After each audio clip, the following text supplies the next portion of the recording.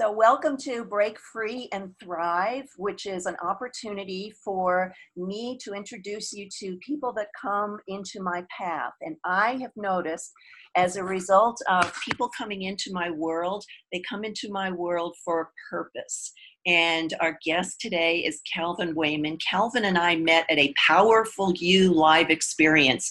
And it was one of those experiences I enrolled in at the very last minute, and I knew there was a reason I was attending. And one of the people I was supposed to talk to was Calvin. So thank you, Calvin, for joining us today. I I love how the universe works. Sometimes serendipity just puts things where it needs to be. So I'm happy to be here. Okay. I'd like to share with people some of your background because when you and I met, you were on stage and I was one of those, and I don't want to say I was one of those groupies, but I was like, I need to run up to the stage and I need to talk to Calvin because I love the message that you're delivering. Okay. Thank you. I'm so glad you did, by the way. Yes. So one of the things that really caught my eye was your background is coming from a world that I'm not really very knowledgeable about. Came from a polygamist family. You've got one dad, four moms, and you've got many, many brothers and sisters, which Dozens. coming from a large family is something that is very different from what I'm used to. So Yep. I didn't know if you wanted to chat a little bit about that. I'm going to give you that opportunity in just a moment.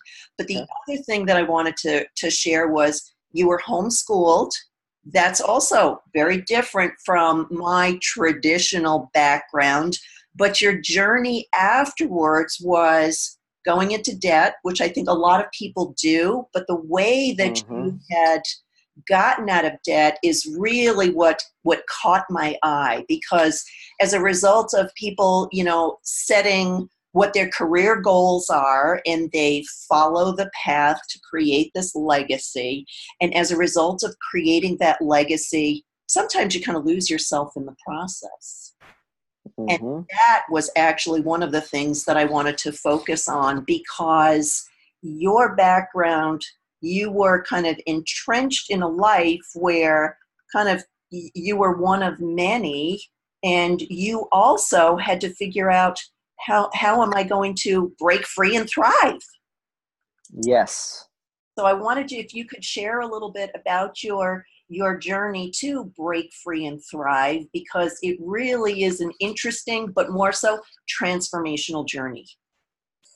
Well, so it started with curiosity. So what made me want to, I guess, break free, and when I hear that, I think of like going and creating the life that we all have, right? I believe every single one of us has this like pull, this calling to answer the call, to go do what you really feel called to do. And it's usually when you're stepping into what you feel like you were born for, your gift and stuff like that, right?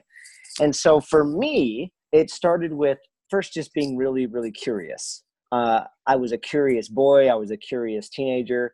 Being homeschooled, the cool thing I liked about that is I got to go at the speed of my curiosity. So I actually graduated a little bit early. I had my high school diploma when I was 16. And then I spent 4 years working in my dad's construction company, realized I hated that, like did not want to be in construction. I knew that. And that curiosity led me to like, well, what can I do to step out and to find my gift and to make a difference in the world? Because that was such a big pull. And I ended up going to the University of Utah. And that's where things really started to change for me, because that's where I experienced for the very first time my entire life's foundation completely shattered. Like at least it was the first big crack, because I'd take philosophy classes and I realized this world that I was in was such a small part of a much bigger world. Like I was just like in a small cave compared to everything else. And it's hard to even explain like how normal it was for everybody I knew to either be polygamous or associated with polygamy, because everybody I hung out with were just people in the religion, and we were taught to not go associate in the outside world. So I didn't go to parks much, almost never. Really the only time I went to Wendy's or McDonald's is if we distracted the parents and like I got on a bike and like rushed down there. Like that was our way of of doing things like that. So for the most part, it was within a very constrictive bubble. And again, nothing against my parents or anything. I still love them. It's their belief system that they were raised in also. And I don't know if they could even see if anything's better, because I'm a first generation college kid too. So they haven't been exposed to these ideas. So that's what made me start the journey, is going to college, getting exposed to ideas that were completely contrary and being like, holy crap, this world's a lot bigger place. And then after that fear, being like, okay, who am I really and what can I create? What am I meant to do? And then daring to take steps to go get that. That's kind of the beginning piece. Okay. And one of the things in that journey, you identified, the things that were working, the things that weren't working. You were kind of like really learning your path and how to Yes. maximize all of the connections and relationships that you have. But you wrote a book, and you wrote Yeah. a selling book called Fish Out of Water. And tell us a little bit about that. That describes every major undertaking that I've done, whether that was going to college or quitting my day job or becoming a full-time entrepreneur, running a 50-mile race, becoming a public speaker. Anytime, Fish Out of Water, like the subtitle idea you can think of, is going from awkward to awesome. It's how to finally hit your big breakthrough. And I think it's something that is missed in goal setting and achievement. So a lot of goal setting and achievement talks about it like it's this linear process to go from here to there, like just follow these steps and you'll have the success. But they miss this stage that I noticed as a pattern. It was a pattern in my life and a pattern in any person's life that I studied that took the leap to go after their gift. And when you take that leap, whether you feel pulled to quit that corporate job and go be a solopreneur or whatever that is, or to go do stand-up comedy, or to like write a song or a poem or post on social media, when you have that pull and then you go to do it, you're inevitably going to hit this moment where you feel awkward, where you feel like you're out of your element. You feel like a fish out of water. And it's normal that you do, because you have never stepped into that territory before. It's unfamiliar. But the tragedy with most people not understanding that that is normal, that that's part of the process, they think something's wrong, either with themselves or the situation. Like, this doesn't feel right. I feel like a fish out of water. So they end up reverting back to their old fishbowl of mediocrity. And my vision with writing Fish Out of Water is to highlight that is normal. You're going to hit that if you take the leap. It's going to feel awkward, and that's a good thing. You're on the right path. And here are some tools to break through that fish out of water stage to get to the other side and become what I call in the book a shark. Well, and that's also one of the things that I wanted to ask you about, because when you were first speaking about that, the imagery that I got, Fish Out of Water, was that Dr. Seuss book where you see the fishbowl and you see the exclamation points and the fish is going, ah! Yep. And that actually is something that, it's one thing when you talk to children about being fish out of water, but it's another thing when you talk to adults that aren't supposed to experience that. Right. And that's the magic of you maximizing on your curiosity, sense of adventure. What's next for me?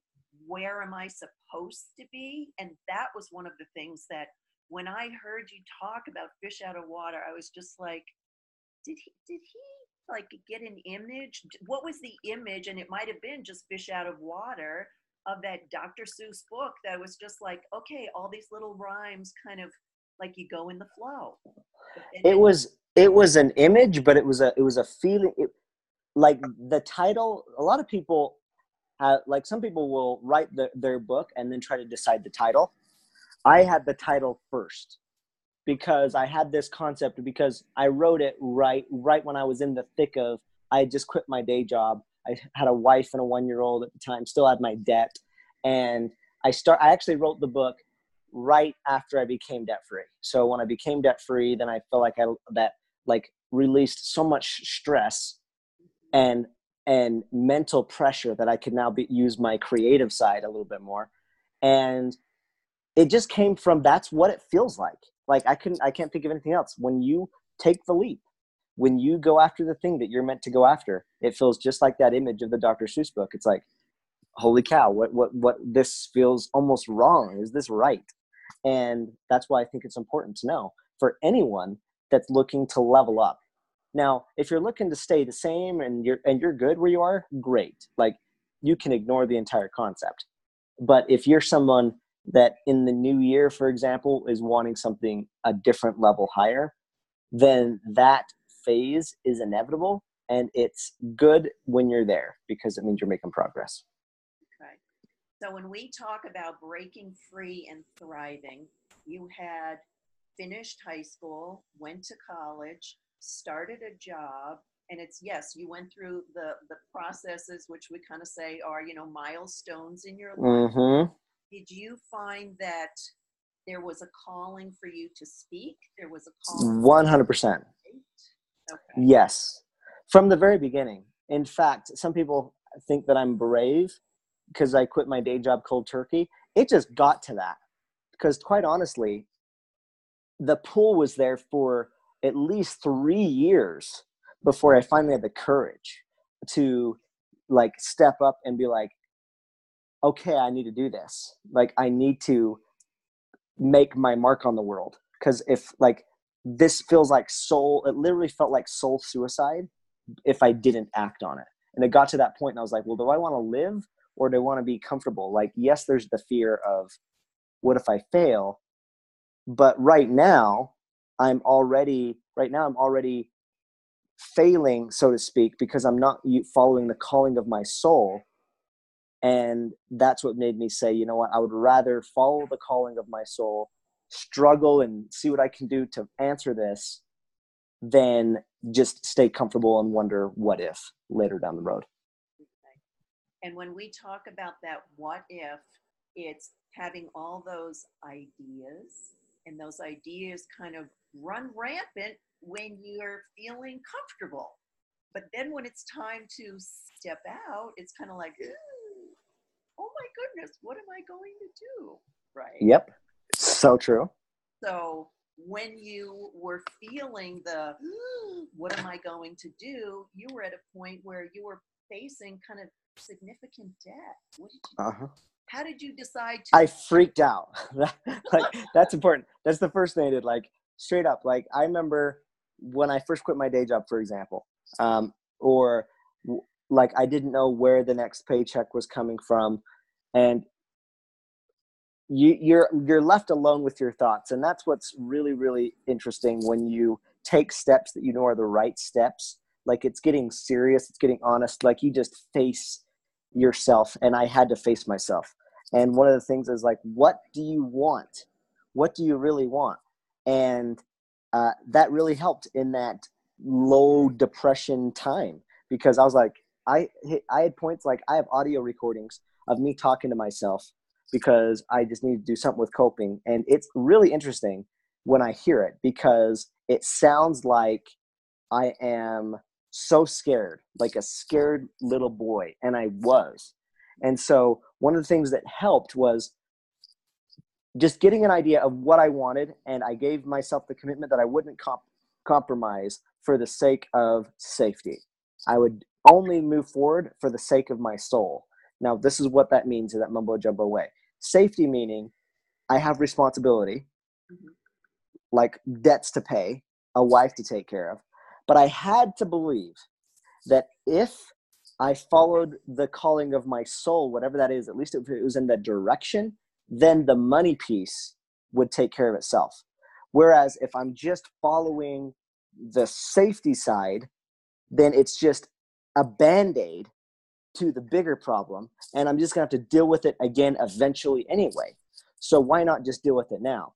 So what I did is, one thing I knew for certain is I wanted to be an entrepreneur. I knew for certain I never wanted to be an employee. I knew for certain that if I was going to create anything, I probably should face something that would be challenging, but also had good upside. So to answer your question, one of the things I did with that is I moved to California to do door-to-door sales, selling solar.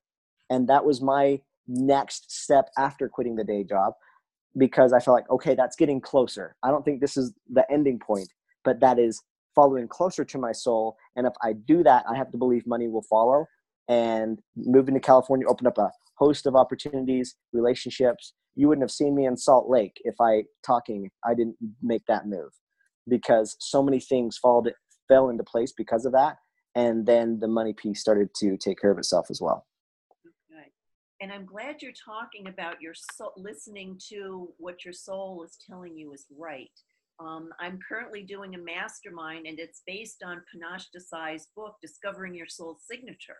Oh, nice. One of the things that I wanted to ask about is, are you getting those messages?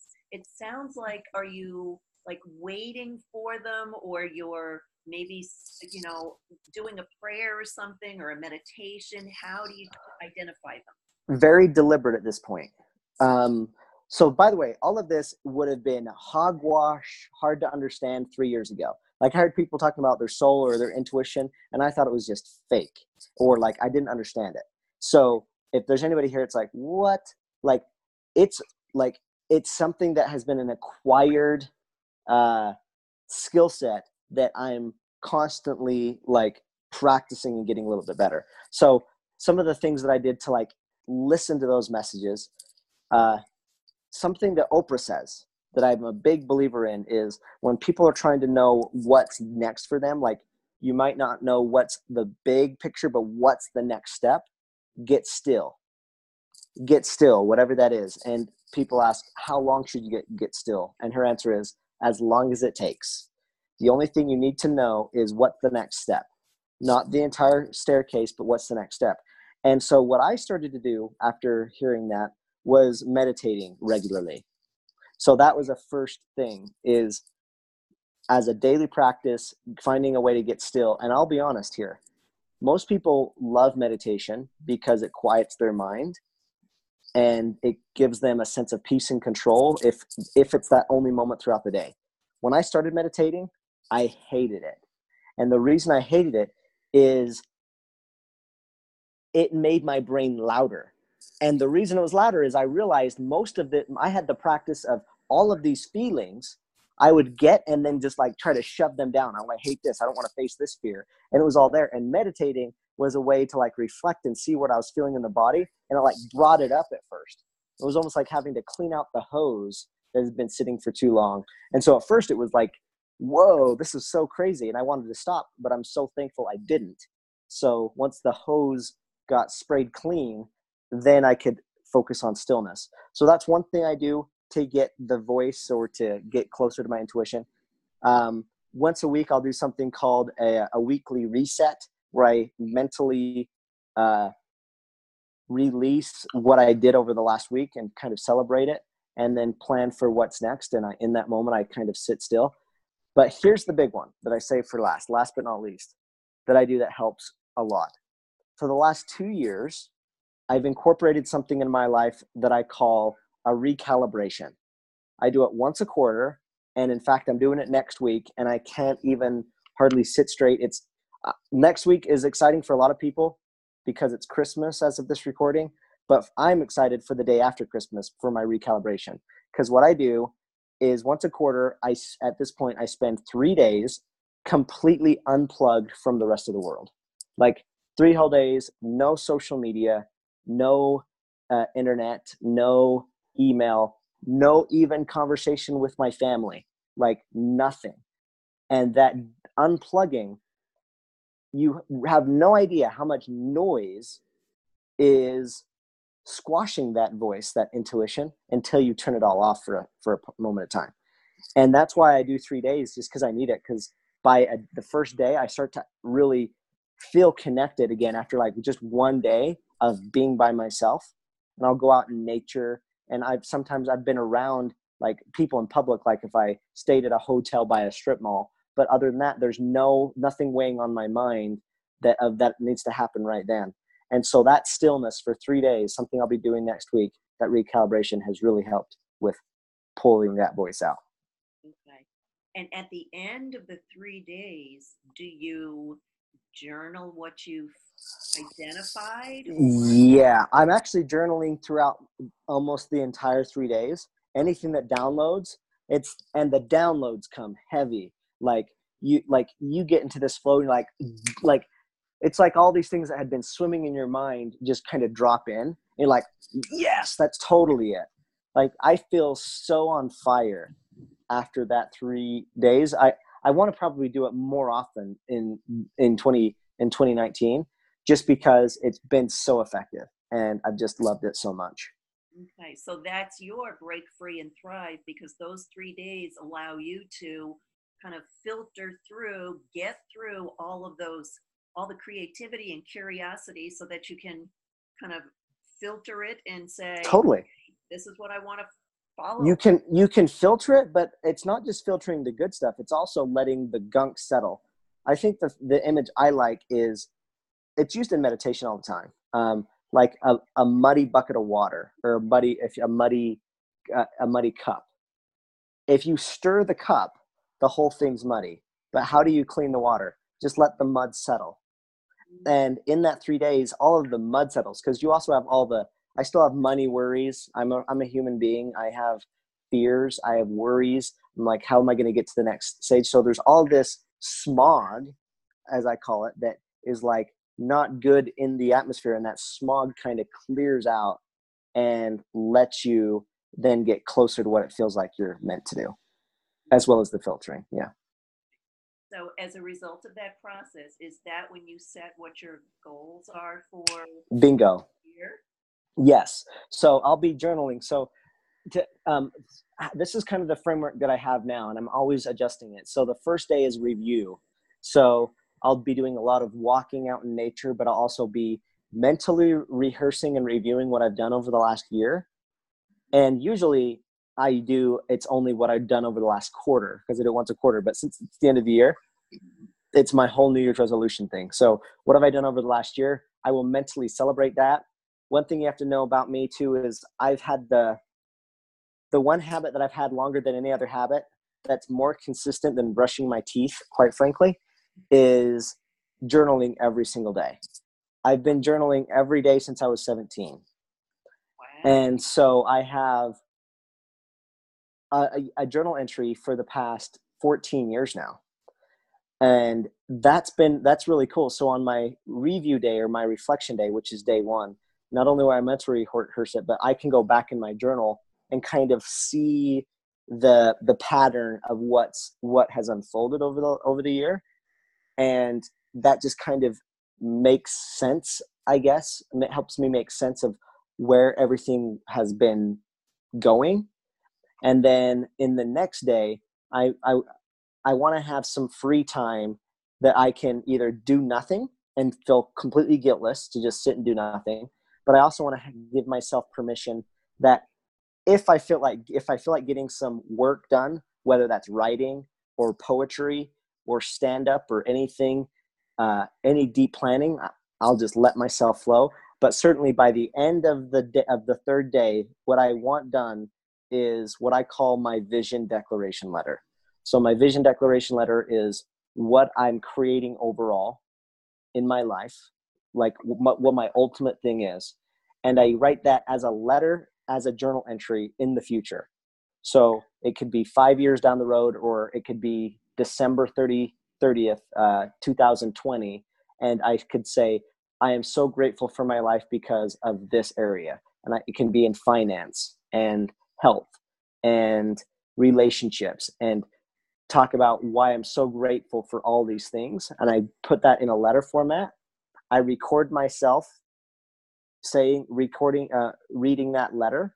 And then that becomes my daily practice for the next 3 months. That's part of my meditation. After meditating, I listen to that declaration letter.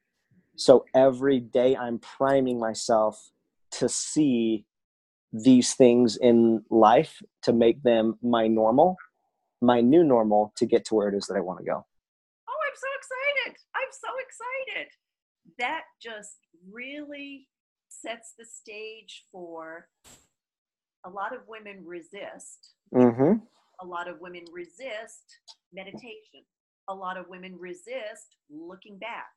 And those are your 3 keys to success. Yes. By the way, you and I wouldn't have met without this process, because literally me getting on that stage, that's actually, for me to go to, for me speaking at the Powerful You event was actually quite surreal, because that was a declaration letter item. So on my declaration letter was, like, I've already been speaking on stages publicly for the last 2 years, and I've gotten to keynote some really cool events in front of 2,200 people. But the next big step for me was not just speaking at businesses, not just speaking at any random event, but speaking at an event that I would have attended 2 years ago when I was just starting, and with mentors that I used to follow. Mm-hmm. And literally at my day job, when I was feeling in a funk, you want to know what I would do? I would go online and I would search Brendan Burchard and Lewis Howes and Mel Robbins and Jay Shetty and Tom Bilyeu. And so in my declaration letter, I say, I'm so pumped to be speaking on the same stage as some of my mentors. And what's so crazy is I would have been pumped if it would have been one of those people. And it was 5 of them. Right. Speaking at the same event with Lewis Howes, Brendan Burchard, Mel Robbins. Like, and I don't say this to like, the only reason I'm saying it is to highlight the process of what you're highlighting, of how it works. Because yeah, I put it out there and it freaking happened. And it's just crazy how it unfolded. And that's just one of many things that have unfolded in the last 3 years that started off as a declaration letter that I was listening to every single day. So. And that was one of the other things I wanted to mention, some of the stages that you've been on. And when Brendan talks about, high performing habits, you tapped into those habits. Yeah. They talked about the meditation, you tapped into how meditation has supported you. Lewis Howes, I'm not as familiar with, but he did talk about his process and all of the obstacles that he's overcome. Mm-hmm. As well as another one, get into action, and it's 5, 4, 3, 2, 1. Just yes, and it's all true. Well, and I think that's also one of the things that I really wanted to highlight, because it's one thing when you talk about it, but when you have a guest on and that guest is saying, I followed the process that these, mentors have said works, and now you're here to say, and it worked for me too. Welcome to why I have Making the Millionaire. Literally what you just described is why I have my YouTube show. Because when I was starting, I heard all of these things. I was reading the books and I was like, but do they actually work? Because all of the stories were told after the fact. And whether it was how they became successful, how they made their first million. And I wondered, can I find somebody that hasn't been successful yet and is going through the process? And I looked up Oprah, Jim Carrey, all these successful people. And yeah, all the stories were told after the fact. And I was like, holy crap, that's another scary thing that I feel pulled on. What if I do that? What if I start documenting the journey? And that was the very beginning to answer that very question. Right. And the other thing comes back to, and I think this is critical, curious Calvin Wayman. You don't create your own, what's going to spark your curiosity? Where am I going to go next? If you don't put it out there to say, it's a blank slate, I got to create what I want. Mm-hmm. That's really kind of like, that's just opening the door a little crack and saying, oh, well, it looks kind of scary out there. Oh, let's shut the door. But yeah. You're saying, in order to do that, I set up what my process is, and I open the door. Once I go through the door, that path, I've already set what I want to appear in that path. It appears when you're ready for it to appear. And I think that's one of the things when you're talking about breaking free and thriving, people are like, but I want it now. I want it now. Well, yeah, everybody wants it now. And it's just like, being a precocious, middle schooler. And it's just like, oh, it didn't happen. I'm not going to practice the instrument anymore. And yep. Someone that knew, okay, I went into debt. It's been 3 years, things are starting to happen. And now you're seeing 2 years of following this.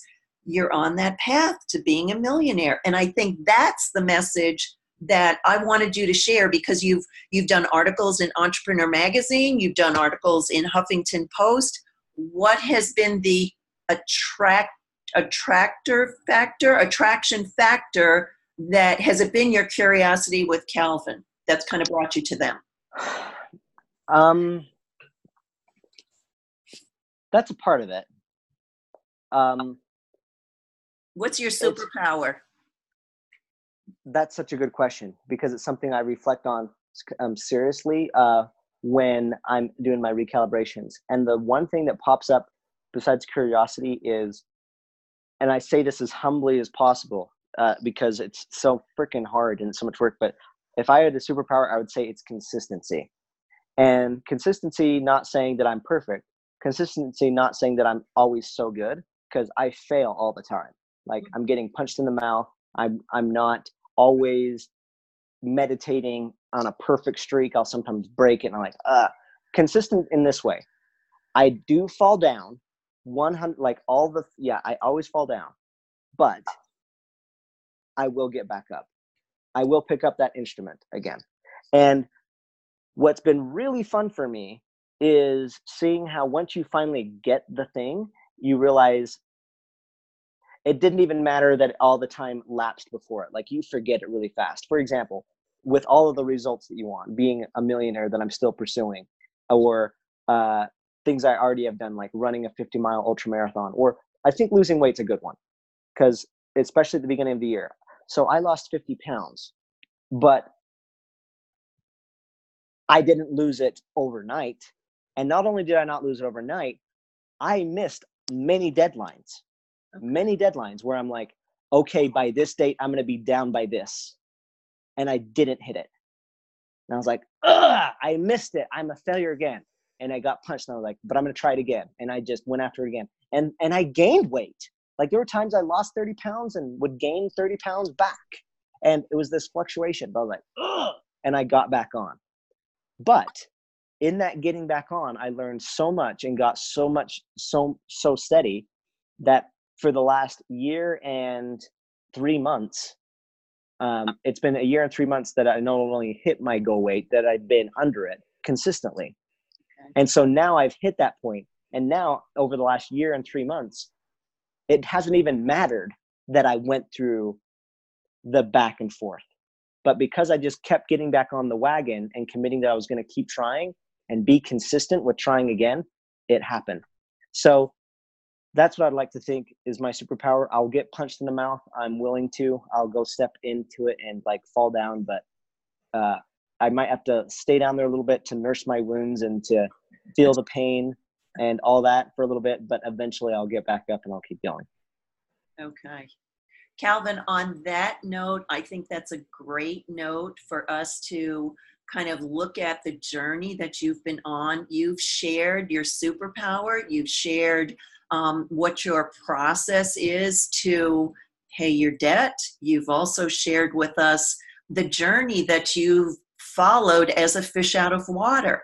So if people want to connect with you, how would they do that?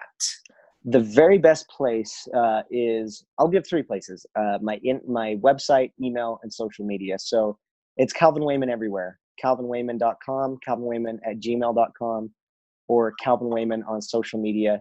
Instagram is probably the easiest if you're looking to direct message me. I'm very active there, posting every day and interacting with people. So yeah, Calvin Wayman on Instagram. And I would have to say I can attest to that, because we sent a message and the response, I was like, oh, I'll hear from Calvin, maybe in a few days. And you came back to me, I think it was like within 2 hours. And I was just like, oh, that's awesome. I was so excited. Awesome. So I am really happy that you spent time with us today. I am so excited about what 2019 is going to look like for you. Thank you. In addition to the wisdom that you shared with us and with me, because I know other women will follow. If Calvin can do it and he's been successful, I think there's an option. I can do it too. And I think that's the one thing we want to kind of spread the message of consistently and stick to a couple of things that work. We don't need Totally. 22 issues, but 22 steps in our process. You have 3, and those 3 really can help people make pretty significant strides in getting unstuck and to identify what their sole purpose is and how they can open the path to what's next for them. 100%. I want to thank you so much today. I wish you and Karen. your family a wonderful holiday season and much joy and prosperity and abundance in the new year. Thank you so much for joining us. Thank you. Okay.